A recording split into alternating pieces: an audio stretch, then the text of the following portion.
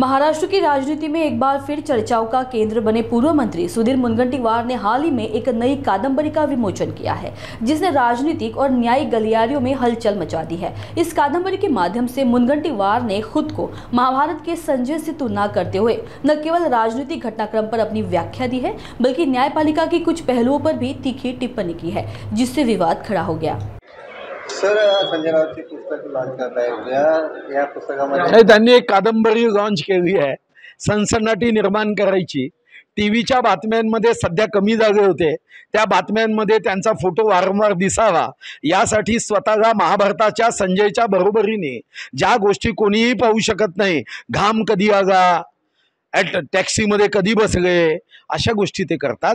या अगोदरही 2019-24 ऑक्टोबरला जेव्हा भारतीय जनता पार्टीच्या 105 जागा आणि त्यांच्या 56 जागा आल्या, त्यांच्या लक्षात आलं की आता युतीचं सरकार येत आहे, तेव्हा ही मनामध्ये बैमानी जागी जागी आणि त्यांनी सांगितलं, एक पुन्हा कथा रचली की माननीय अमितभाई शाह आमच्या घरी आले आणि घरी येऊन यांना 2.5 वर्षाचं या ठिकाणी आश्वासन दिलं, अशी कथा रचली आणि त्या कथेच्या मागे गद्दारीनी काँग्रेससोबत ते गेले।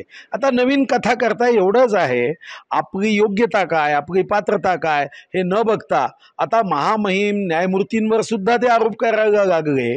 काँग्रेसचं सरकार असताना न्यायमूर्ती महोदय फक्त एका फोननी पलटायचे, असा त्यांचा एक नवीन शोध आहे।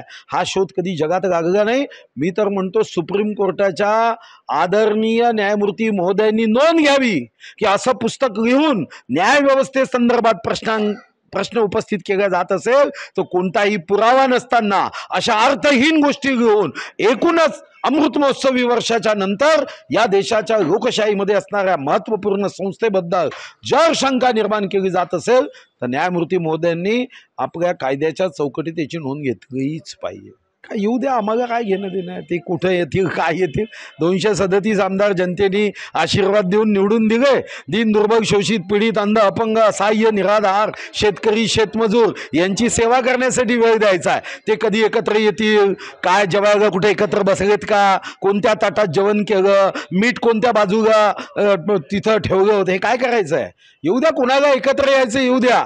अरे आपली जनता सोबत पाहिजे, ते किती एकत्र आले हे महत्त्वाचं नाही, जनता आमच्या सोबत एकत्र आहे, त्याची भूमिका काय राहणार आहे। असं नेहमीच एकत्र येतात, देवेंद्रजी येतात, परवा गडकरी साहेब होते, कधी मोदी साहेब असतात, एकदा अमित भाई होते, याच्यावर काय प्रतिक्रिया असणार आहे। तुम्हाला तर कोणी एकत्रच येऊ नये असं तुम्हाला वाटत राहतं, खरं तर मंचावर कार्यक्रमाच्या निमित्ताने अनेक लोक एकत्र येतात। माननीय एकनाथ शिंदे साहेबांचा सत्कार शरद पवार साहेबांनी केला, मग काय शरद पवार साहेब एकनाथ शिंदेंच्या पार्टीत जाणार आहे का।